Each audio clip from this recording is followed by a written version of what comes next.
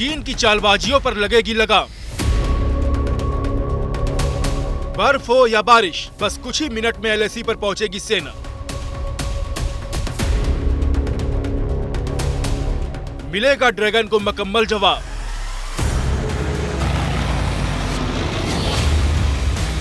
क्योंकि अरुणाचल को मिल गया है सेना टनल।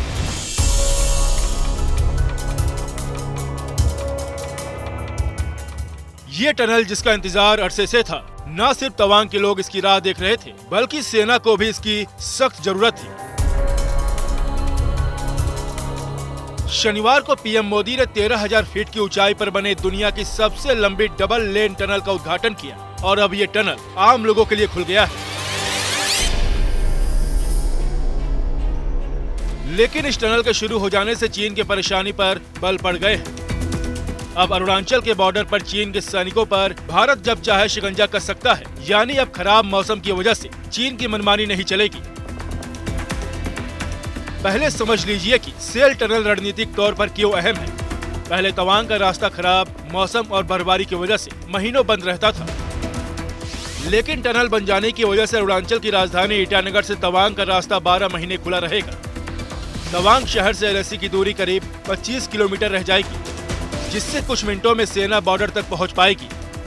चीन की खलबली है ये सेला टनल, क्योंकि ये सेला टनल बनने के बाद से भारतीय फौज को बहुत सहूलियत होने वाली है और खास तौर पर चीन को मुश्किलात का सामना करना पड़ सकता है, क्योंकि वो जो भारतीय आर्मी के जो व्हीकल्स हैं, उनके जो मूवमेंट है, उसको जो नजरदारी कर रहा था, उसको जो देख रहा था, उसके रडार से अगर ये टनल के माध्यम से जाएंगे तो हम तो फट जाएंगे।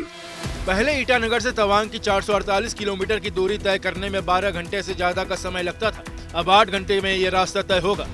अब सेना को सेला पास से नहीं गुजरना होगा, बॉर्डर तक आसानी से पहुंच होगी तो चीन को टक्कर देना आसान हो जाएगा। दिसंबर 2022 से चीनी सैनिकों ने इस इलाके में घुसपैठ की थी और उनकी भारतीय सेना से झड़प हुई थी। जब ये टनल बन रहा था, जीएनटी की टीम ने उसे करीब से देखा था। सेला टनल बनने से आपको सेला का टॉप जाने की जरूरत नहीं पड़ेगी। आपको मेरे हिसाब से घंटों के हिसाब से आपका समय बचेगा, रैपिड डिप्लॉयमेंट होगी। टैक्टिकली आप देखेंगे कि तवांग एंड फॉरवर्ड एरियाज को हम विंटर स्टॉकिंग जो करते थे, वो अब हमें 12 months a day, 24 hours a day हमको अवेलेबल हो जाएगी, जो पहले नहीं थी।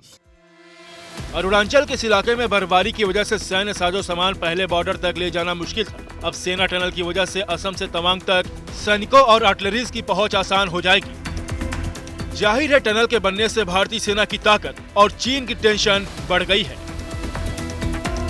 1962 की जंग में चीन ने तवांग में कोहराम मचाया था, वैसे हालात दोबारा ना हो, इसलिए इस टनल का निर्माण जरूरी समझा गया। एलएसी पर चीन का रवैया देखते हुए सरकार का फोकस पूर्वोत्तर में इंफ्रास्ट्रक्चर मजबूत करने पर रहा है। इसी के तहत अरुणाचल में एलएसी पर कई प्रोजेक्ट चल रहे हैं। वीडियो पसंद आया तो हमें लाइक, कमेंट, शेयर और सब्सक्राइब जरूर करें।